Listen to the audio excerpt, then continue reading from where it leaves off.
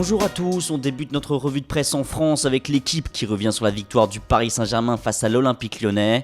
Paris retrouve le sourire, titre le quotidien sportif qui met en avant la prestation de Javier Pastore, auteur de 2 passes décisives face aux Lyonnais ce dimanche. L'OL à bout de souffle, indique de son côté le Progrès.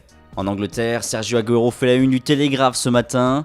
Sergio, le sauveur de City, titre le média anglais suite au but égalisateur de l'Argentin face à Liverpool dimanche soir. Un match nul un partout riche en occasions mais surtout en erreurs d'arbitrage selon Pep Guardiola. En effet, le Times met en avant le coup de gueule du coach des Citizens dans son édition du jour. Les arbitres ont besoin d'une réunion au sommet. Ce qui s'est passé cette saison est quelque chose que je n'ai jamais vu dans ma vie, a lâché le technicien espagnol au terme de la rencontre face aux Reds. Toujours de l'autre côté de la Manche, le Sun préfère se pencher sur les déclarations de Tony Pulis. Le coach de West Brom est clair, Arsène Wenger lui a dit qu'il allait rester à Arsenal la saison prochaine.